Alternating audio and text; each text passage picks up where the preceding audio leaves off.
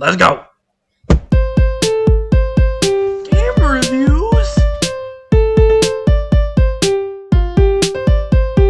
Kane the Boss, Game Reviews, Season 2. He's gonna play the games he likes and talk about them all night. Oh shit. Audio Jungle. Before the beforening! Hi guys, I'm Kane the Boss. Welcome to Kane the Boss Game Reviews Season 2. This is not listed in the sections in the video. So, a few things before this review actually begins. I'm recording this part about like 6 or 7 months after I recorded everything else for this YouTube video. I got caught up with real life. It's a bit of a thing. I don't like it. Nobody really seems to like it. For like the 3 of you following my Twitter who thought that this video would be coming out in like February of 2021, boy, you must feel real stupid. You must feel dumb. Yeah, I'm recording this on July 1st. I'm about to go to bed. It's 7 in the morning. I work 12-hour shifts on nights. It's currently my weekend.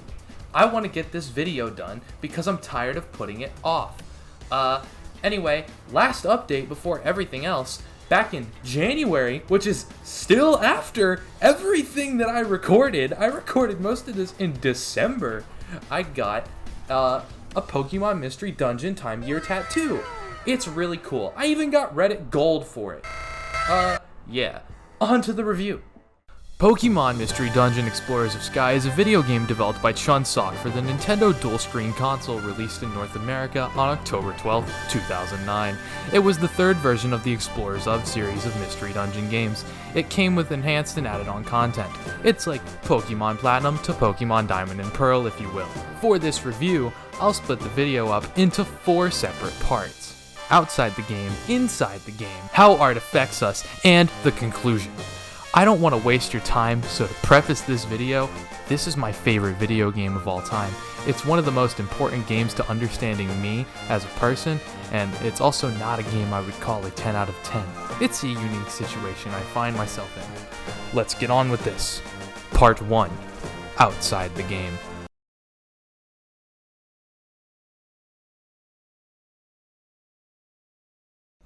My journey with Pokemon began when I was 6 years old, and I had my hands on my uncle's Game Boy Color, that beautiful old piece of shit. I would experience Pokemon Gold, a game with a lot of soul, and was also really hard to see if there wasn't a light around me. I enjoyed that game thoroughly, but there was a glitch, or possibly my stupidity stopping me from making it past the 6th gym in the game. I would just a year later receive a DS Lite for Easter. Yeah, Easter. I had Pokemon Diamond and New Super Mario Bros. As games to play. Pokemon Diamond enthralled me, and Generation 4 of Pokemon remains my favorite to this day. Pokemon Diamond's stunning jazz-inspired soundtrack and fantastic designs, and a great world to experience and explore. I was fully into Pokemon at this point, a giddy young starry-eyed child, my favorite Pokemon at the time being my 2 fire starters final evolutions, Infernape and Typhlosion. In the year 2009, I entered the 3rd grade. I met a child named Caleb. He was in my class, and he liked Star Wars, a thing I still know nothing about.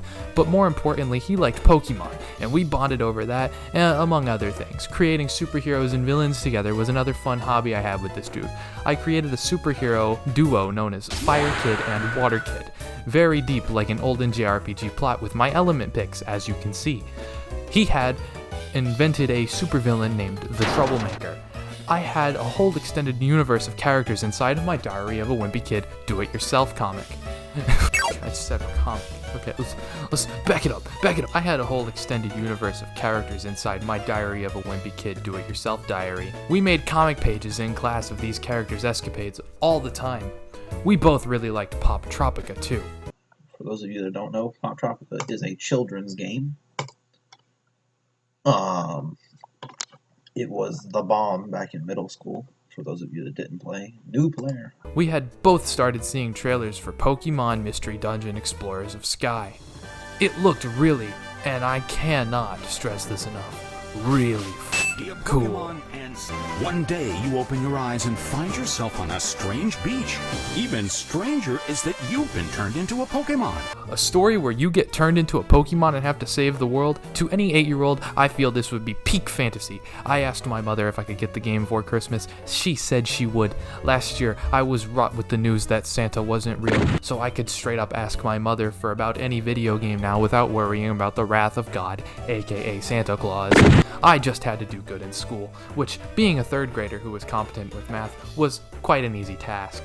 Me and Caleb were like connected like Legos, dog. It was the shit. We had our own superhero and supervillain universe made with stick figure comics we drew in school, and we both talked about Pokemon a lot. It was hype. On the family computer, I went on the Mystery Dungeon Explorers of Sky website and played a flash game of the footprint identifying mini game within the game before the game came out, which made me even more hype for some reason. It was accurate to the Pokedex footprints in the mainline Pokemon games and everything. It was so cool. Christmas rolled around, and I had seen the trailers for this game. I was so excited to get this shit. I unwrapped a bunch of presents, and among that was the game. In that tiny, half-sized case, it sat before me in my Mario Galaxy pajamas. I eagerly ran to my room after the average Christmas morning for an 8-year-old was over. I plugged in that game cartridge more hyped than on the midnight release of Destiny many years later. I knew nothing of what I was about to experience. Part 2, Inside the Game. This part will begin as a synopsis of the game's first 3 chapters, followed by a quote-unquote real review. And even then, I probably won't stick to that. Pokemon Mystery Dungeon Explorers of Sky begins with an intro, followed by a main menu with 2 options, New Game and Options. By selecting New Game, you will quickly find yourself in a dreamy nothingness, and you will be interviewed. It's a unique way to start a video game, and it's the way the game will decide what Pokemon you play as. I assume my viewers know enough about Pokemon and its mechanics for me to gloss over things like types and moves and such. The interview section in the color void also inquires about your choice of partner.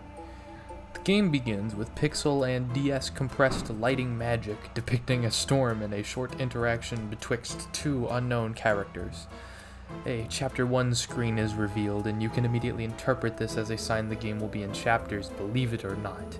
The game transitions to a much different situation, an evening scene. We meet the character who we chose as a partner in our adventure. I chose a Riolu named Caleb when I was 8 years old, and I always have. Through over 20 playthroughs of this game in my lifetime, I always have a Riolu named Caleb. My real-life Pokemon friend in this game as his favorite Pokemon. Caleb is a timid young Riolu pacing outside of this TP of sorts, pondering over the choice of trying to enter this Adventurers Guild. He lays down a piece of rock on the ground he has aptly titled his Relic Fragment, noting the personal attachment of it belonging to him like a true keepsake. He cautiously approaches the grate and he is identified as a Riolu. He jumps back at the voice coming through the grate, the one that identified his footprint. He scurries away, too scared to become an explorer on this fine evening. 2 purple Pokemon, clearly evil due to their color, purple, appear from the bushes and make a grand decision to rob this guy. Our partner makes his way to the beach and finds himself calmed by the ocean's waves and sunset. Truly inspiring. When suddenly he finds the player character. That's me. That's me. Unconscious by the shore. Our player character is stuck with amnesia and claims they used to be a human but are now a Pokemon. It's all quite bizarre. The purple guys from FNAF earlier do a drive-by shooting, but instead of lead, they Magneto Caleb's Relic Fragment. And so the first dungeon begins as we are introduced to the game's gameplay. A short 5-floor dungeon called Beach Cave. It's a cave on a beach. After descending 4 floors, we find ourselves at the game's first bosses, which I'm pretty sure have the same HP of 30 and 30 because I know a Blast Seed will annihilate them every time. But after this point, Caleb gets his Relic Fragment back from the 2 hooligans. Caleb indoctrinates us, the main character, into forming an exploration team, and everyone knows exploring is fun, right? So we're back at the guild at the Footprint Scanner 9000 we witnessed earlier. Both of you will get scanned into the dang building, but beforehand they literally cannot recognize your footprint, which sucks, I guess, but they let you into the exploration guild anyway. You tell this dumb idiot chat tot that you want to form an exploration team, and you get introduced to a based character, the leader of the guild, Wigglytuff. Pig Fluffball runs the whole circus. It's positively brazy. Now you have to name your exploration team and get all registered and stuff. My team name on this playthrough will be Team Swouse. Team Swouse is the pinnacle of exploration teams. Maybe not now, but they will be eventually. Chapter 2 begins as you are introduced to the game's main job system, kind of. You start the real game with a fetch questing to get a Pokemon named Spoink their Pearl back. You get it from a dungeon called Drenched Bluff, which is drenched and a bluff. It's 7 floors long and it ends with you finding the Pearl. And the next dungeon we hit is where real Chads and 4chaners like to call a pleb filter. Pleb meaning idiot, and filter as into filter out. It means it's hard if you don't understand the mechanics. This chapter, Chapter 3, is called The Scream, not to be confused with the famous painting. And it starts with a member of the guild Bidoof showing us around town. The town is called Treasure Town, and it could be designed a little bit better probably, but I don't mind it too much. There's Duskull Bank, Electivire Link Shop, Chansey's Egg Daycare, Marowak's Dojo, Kecleon's Shop, Kangaskhan's Storage, and Xatu Appraisals.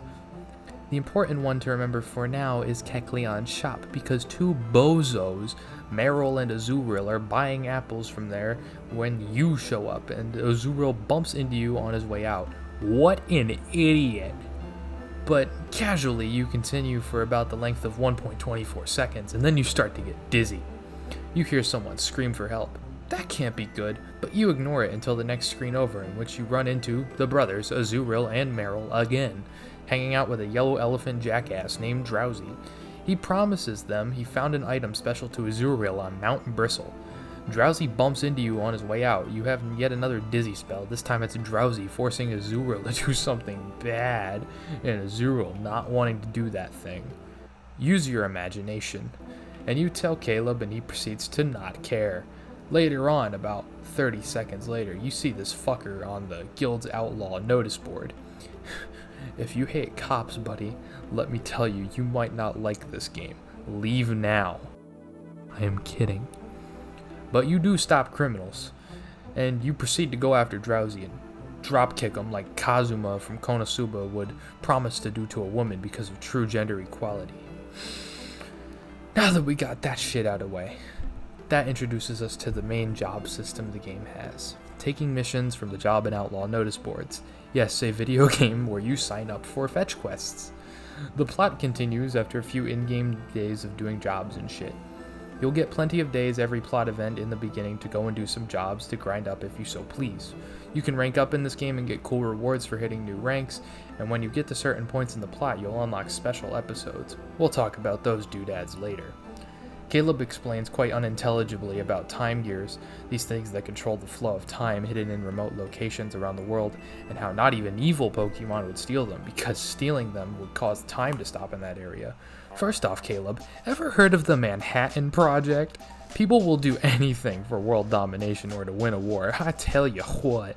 Second off, these seem like things that'd be guarded by at least, 2 legendary Pokemon at the same time, but Caleb doesn't elaborate. I'm a baby brain. Give me gummies. On the topic of gummies, there's a cool mechanic in the game called IQ, and you can raise it by eating gummies, which you can find in dungeons. They're kinda rare, and you'll learn cool passive abilities for Pokemon, but you have to eat so many fucking gummies to get anywhere, so I just buff the shit out of myself.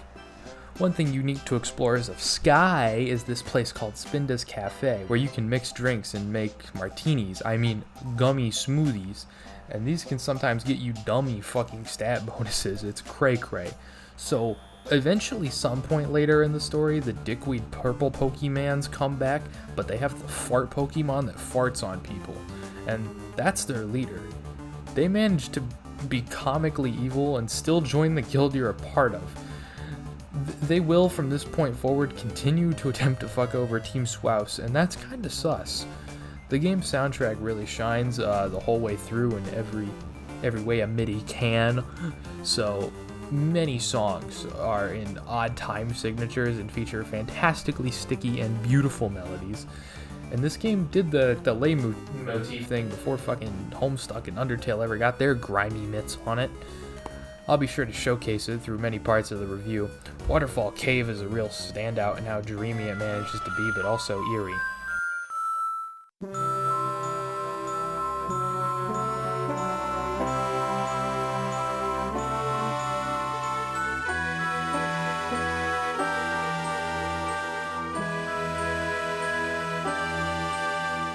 So back to the game. Right. You gotta go to Apple Woods to get apples because they're your guildmaster's favorite food, and the purple fox ate them all and somehow didn't get caught and are still in the guild despite remaining comically evil. Team Skull is their name, and they screw you over by farting in your face. A lot of win in the battle, lose in the cutscene type shit happens throughout this game, which kinda sucks. Next up in the chain of events of the main story, the guild goes on a big exploration looking for a lake. They find the lake, and it has a time gear. You find the lake by using your dang magic flashback powers from the yellow guy, right? And you see you gotta insert the dildo into the Groudon statue, and it lifts the fog from the forest. Positively bonkers. Maybe I'm not getting through how good the game is by just telling you the story, but trust me, this really is the only thing the game has going for it sometimes. So Team Skull actually gets their noggins kicked in by your guildmaster after they try to filthy prank him. So you get back to the guild the day after the news hits that someone stole a time gear, and this famous explorer Dusk Noir shows up. He knows everything about your wacky future-telling, past-telling ability, and it's called the Dimensional Scream. Then another few days later, another time gear gets stolen. This time it's the one from the wacky lake you went to.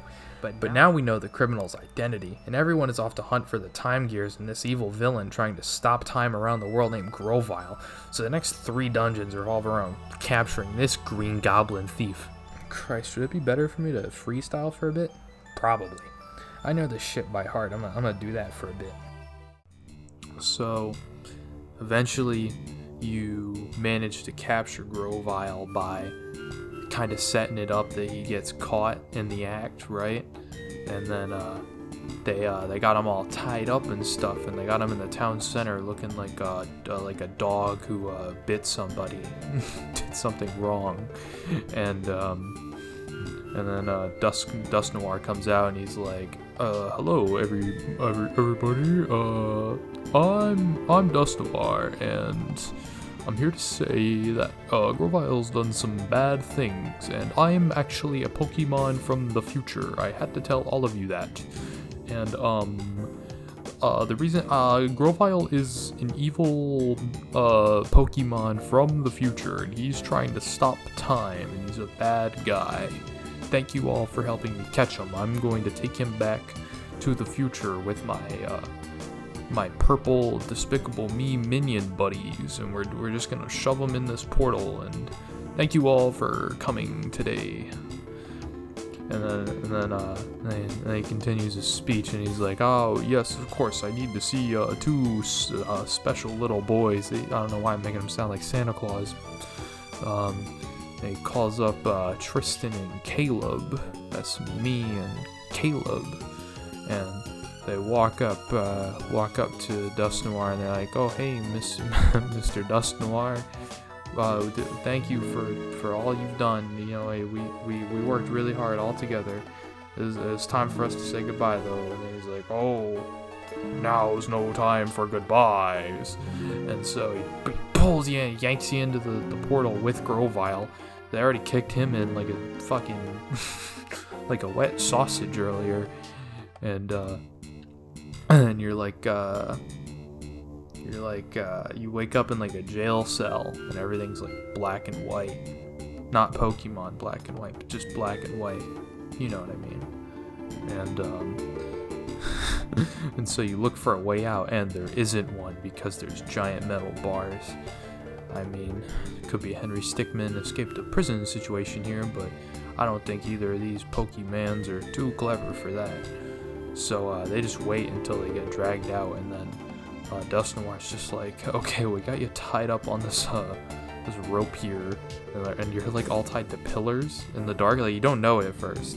It's real that you, Caleb, and Grovile are all tied up, right? And Dust Noir comes out with his Sableye, his minions, and he's like, okay, we're just gonna scratch you to death. And then Grovile's like, okay, guys, listen to me. and they're like, No, we don't want to listen to you. You're a bad guy. We're not gonna listen to a criminal. Why would I ever listen to a criminal? Why would I ever listen to someone who committed a crime? They're not right in the head. and so they actually do listen to him, and Grovile, like, they all like push away the Sableye as they're like trying to scratch him to death, but they're tied up on ropes, so the ropes are also getting scratched. I'm not sure why they came up with such an inefficient execution method. Also, the fact that there's a people being tied up and an execution where they are clawed to death by ravenous animals. That's in a Pokemon game. Except basically they push out. They use their normal attack because they can't use a move or something. And then Grovile's like, flash bomb or like luminous orb or whatever. And so they think they ran away in that time, but actually what happened was Grovile used a dig and they're like underneath the floorboard. Grovile helps them escape and they get out there, and then they're like, We're not gonna follow you any further, Grovile. I want to go back to Dust Noir, because I want to hear what's wrong with Dust Noir, because Dust Noir was acting weird. He's acting real wacky. I'm not gonna trust you, Grovile. You're green. I don't like green skinned people. and then Grovile kind of ignores that racial intolerance and just says, okay, well, if you need me, I'll be on the path ahead, and I can probably help you guys get back home. I'm gonna continue trying to steal time gears. And they're like, oh. But then you convince Caleb, hey, we have to push on and not run back. You make this daring trek across a paralyzed planet. It's frozen in time, so all the water around the place is like not moving, and rocks are like floating and stuff, and everything's in black and white, because that's what happens when you, like, you know, when you pause a movie, everything goes black and white. Why wouldn't it? And you eventually run into Grovile again as he's being molested by a Spiritomb, and you defeat the Spiritomb.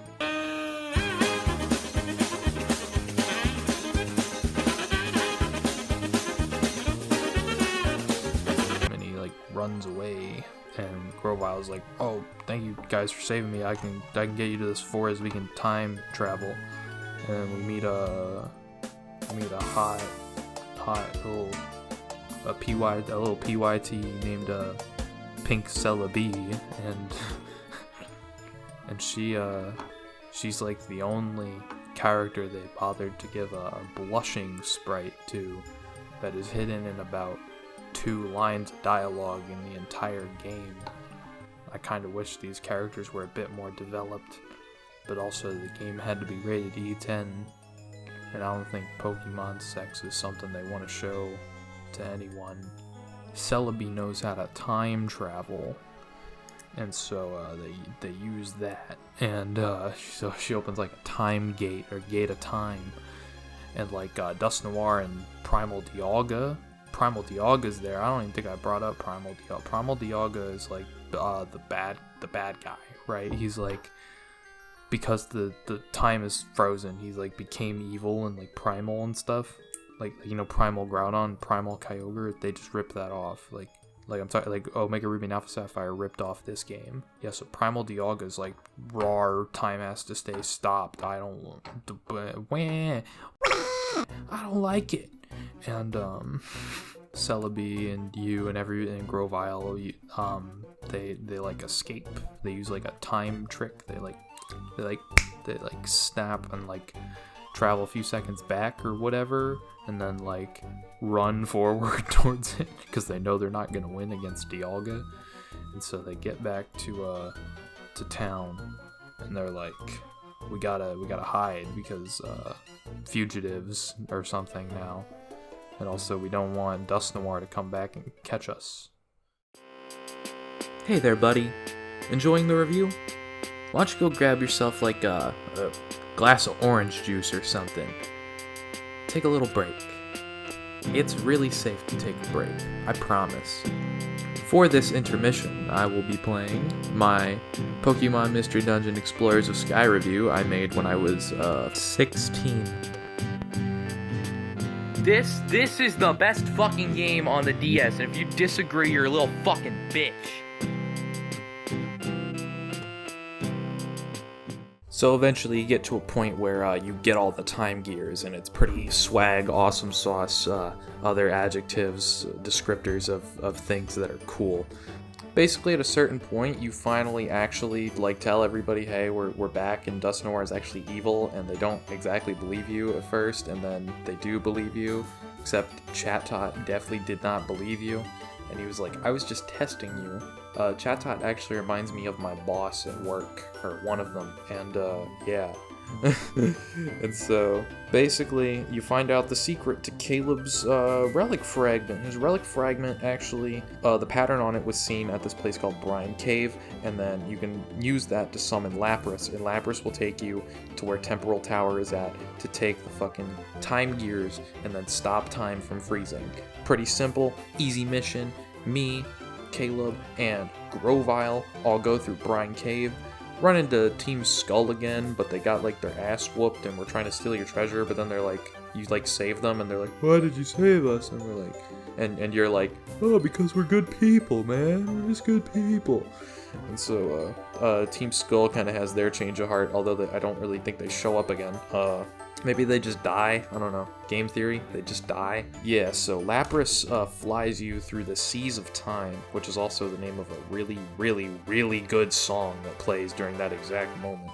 You have to make your way through Hidden Land, and Hidden Land is a very hard dungeon, and then you actually have to ride the Rainbow Stone Ship, which is a thing that's named that. Yeah, it's called the Rainbow Stone Ship. And the Rainbow Stone Ship is going to take you to Temporal Tower so you can go put the time gears in, stop time from freezing, say hi to Dialga, right? You get close to the Rainbow Stone Ship, and then BAM!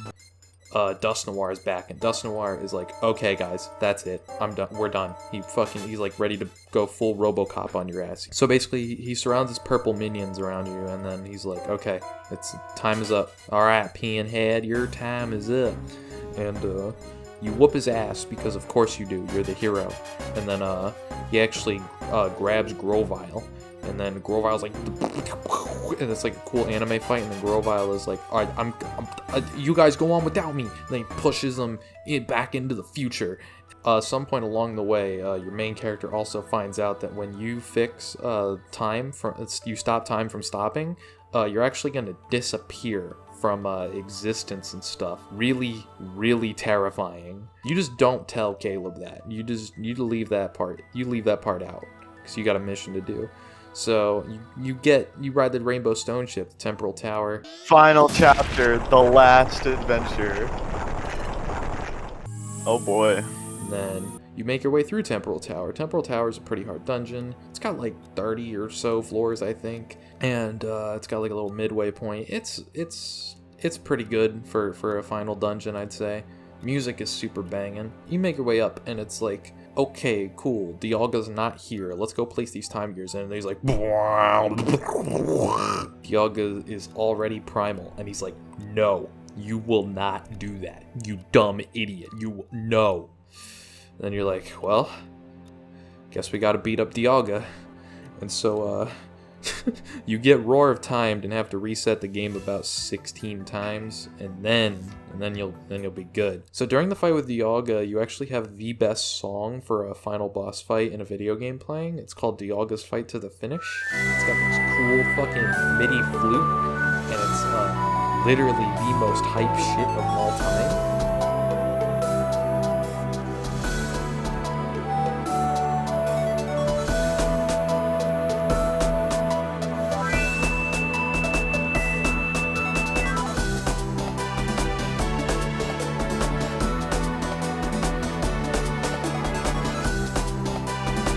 yeah, you defeat Dialga, and then he's like, sort of realizes the error of his ways, and then you put the time gears back, and then time finally returns to normal, and you're walking back down Temporal Tower Lane, and you're celebrating with Caleb, and a faint light begins to glow around you, and Caleb starts to realize what's going on, and you disappear.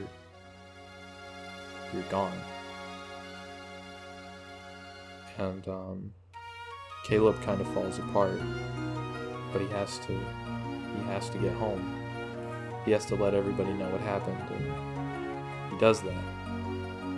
And so months pass, and Caleb is alone, still working at the guild, and at one point he walks down to the beach, and the Krabby are blowing bubbles, just like how they were at the beginning.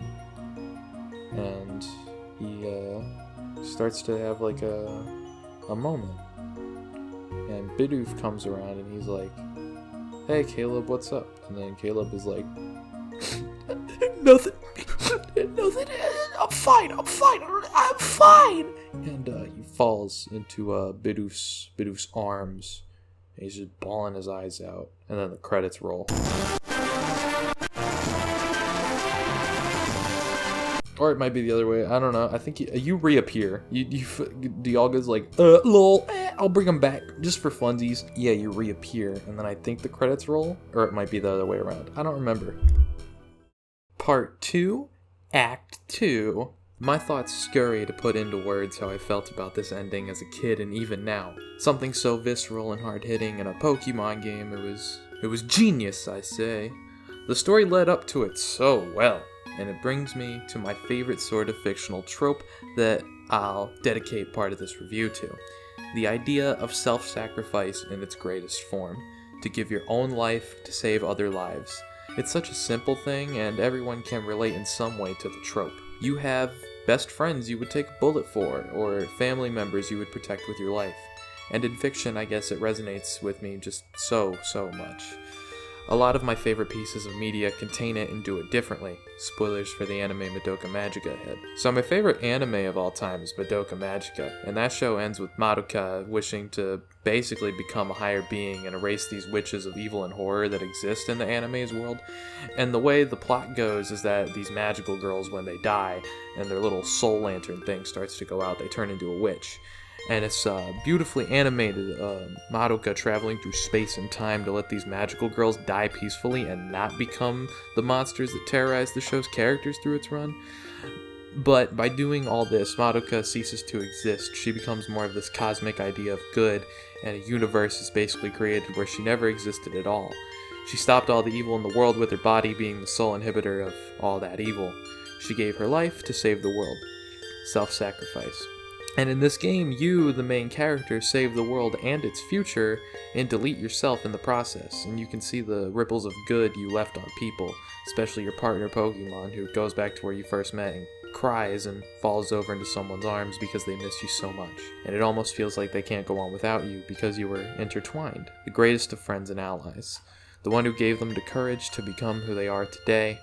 And although the game pulls a twist of fate where Dialga brings you back to life, that moment where your partner is crying in the arms of somebody else, months after you've already disappeared, shows just how much a person can matter and do good. There's this thing I've done many times in my 19 years of life in which I'll reread or rewatch the end of something, or the most emotional part of a piece of fiction, almost directly chasing a high, but instead of drugs, it's for the overwhelming empathy I feel towards something. I've especially done this with this game many times, and I've done it with episodes 10 and 12 of Madoka Magica many times. I've done it with the anime Devilman Crybaby, but I legit rewatched that like entirely 3 times in 1 month. But yeah, self-sacrifice, important to me. Anyway. So you want to know how the post-game goes? Here, let me show you.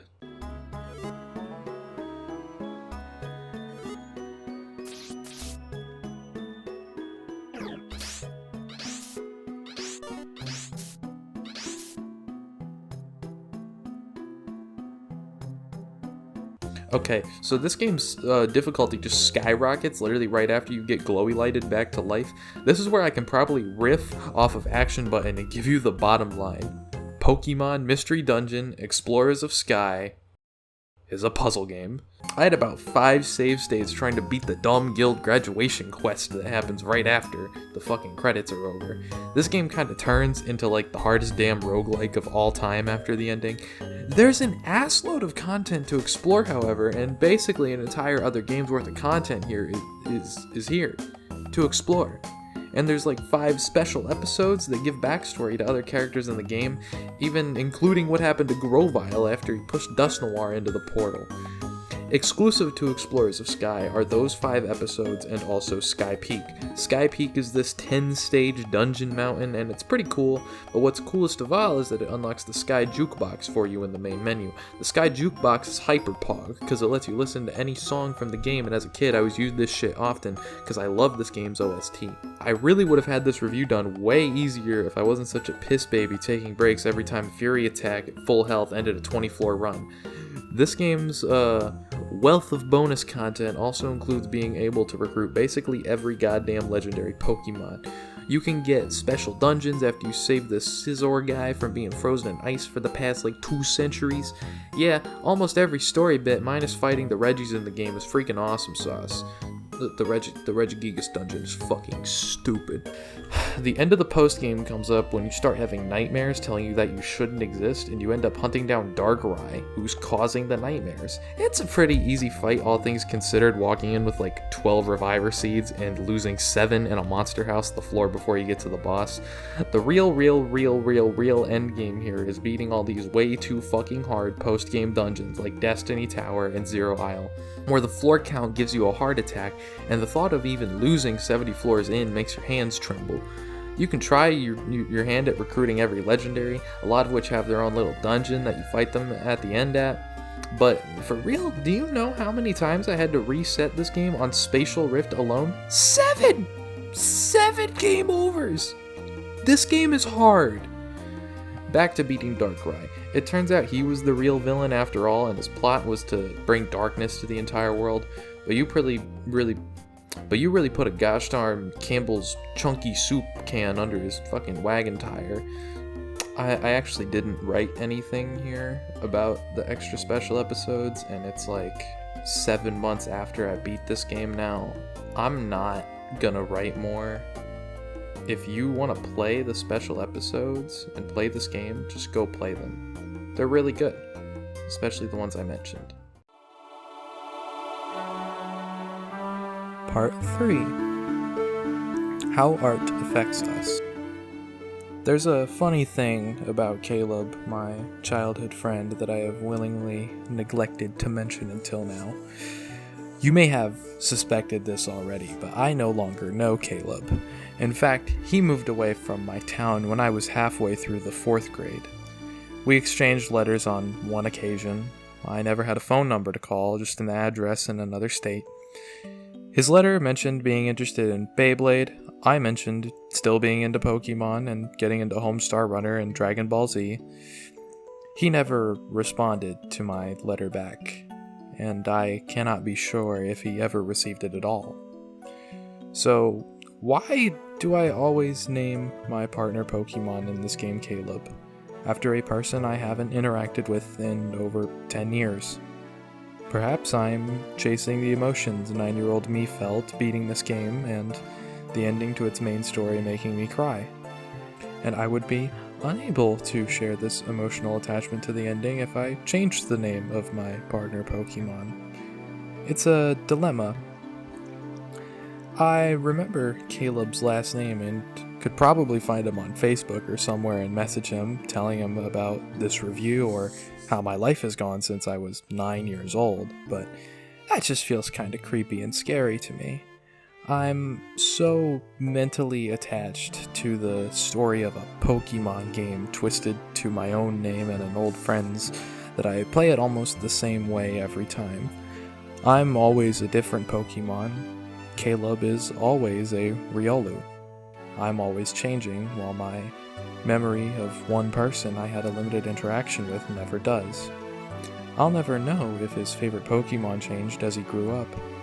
I might not ever know if he even remembers me. And that's okay, I think. It's the little impacts people make on your entire life that go unnoticed sometimes, but are the most beautiful parts of being human. The hope of not being forgotten, the reason people create art and inspires others to create art, and the impact keeps going forever, and the human brain craves it. Art is such a phenomena, it's on a plane above what I can even put into words sometimes, and it's such a broad word. Like Sufjan Stevens once called words futile devices. Billions will go their whole lives never interacting with me or knowing about me or caring about me. But as long as my art, my personality, my quirks, my appearance, my taste, my thoughts, as long as those hit the people around me, I don't think I'll ever be truly dead even after I'm rotting in a grave. The little impacts I make will be passed on, I hope. It's all I can hope for. It's a major reason of why I create, to touch others' minds and convey something. Some sort of part of the human experience through my lens. Someday, someone, somewhere, a millennium in the future, will say or think the littlest thing relating to me, and it'll be there. That synapse in their brain will be there, and when the heat death of the universe happens, I will still be there, in some capacity. If I was here at all, any point afterward is affected, no matter how little. Death is so scary, it drives creativity. Art affects everyone. Creativity isn't exactly a major trait in everyone's head, obviously. I've lived a life consuming entertainment made by people I might never meet or talk to, but the impact remains. In Pompeii, pre-volcanic eruption, I remember reading this, there was this wall, and people would write random things on it, and the translations of it are truly stunning in a way that doesn't immediately hit you. You have scrawls from all different dates and different people. There are drawings and writings, almost like graffiti, but like a more modern thing we would call an image board, maybe. Basically what I'm getting at is back in the BC ages, people were shitposting. They were writing all sorts of stuff, like how some dude banged another dude's wife, and two bros writing that they were two bros. It's cosmic that I'm able to read it and almost understand it all. The human experience in all of its glory. I don't speak any other languages. I only know English. I was born in 2001. I am here for this era, and I'm talking about things that might not ever matter. I'm talking in a language that could possibly go extinct someday. I'm talking about a piece of technology that'll have every fabric of its existence decay over time because that's how matter works. It is harmful but true to think that nothing matters, but it's love and appreciation that keeps my connection to this world together. I gratefully wish my ability to tie words together into a coherent whole grows with me as I make my way through the world. I hope to keep making things, whether people like them or not doesn't change how I create. If somebody doesn't like a thing I make, I should just make a better or different thing, right? I'm so off track from the point right now, I might as well be in a different solar system. Art can affect you like how bullets affect a Kevlar vest. It'll puncture and leave a mark in you. To paraphrase the anonymous telephone caller from Undertale in the battle with Metaton, there will be a Metaton-shaped hole in your Metaton-shaped heart. Maybe truly, if I meander around the point any longer, this will start to sound important. Grovile was a good person doing the right thing. Celebi helped him achieve his goals. I helped him achieve his goals. Caleb helped him achieve his goals. Dusk Noir changed eventually. No person is born evil. And the time Dusk Noir was able to, as the Christians call it, repent. Maybe how art affects us isn't so accurate. It's more so how we people affect each other. My path will lead me towards many different types of people, unique from me, and I'll probably look in the mirror and cry at least a few more times before I die, so I'll try to make everyone like me along the way. Is that the most selfish sentence ever? Maybe. Life is full of maybes. Explorers of Sky is my favorite because it stands as my first experience of my favorite tropes in media. I think you've had enough of a 19-year-old rambling on about his feelings of life's importance. Whoever is watching, thank you. I hope you understand what this all means to me. I hope you learned something about me, and maybe something about yourself. And maybe you found out why this is my favorite video game. Leave a comment if you want. Share the experience, share all the thoughts, positive and negative.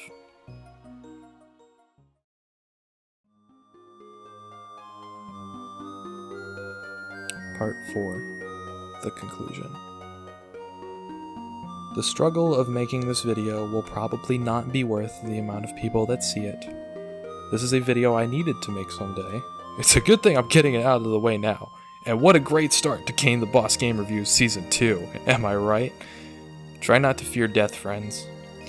Pokemon Mystery Dungeon Explorers of Sky is a video game developed by Chunsoft for the Nintendo Dual Screen console released in North America on October 12th, 2009. It remains my favorite video game of all time.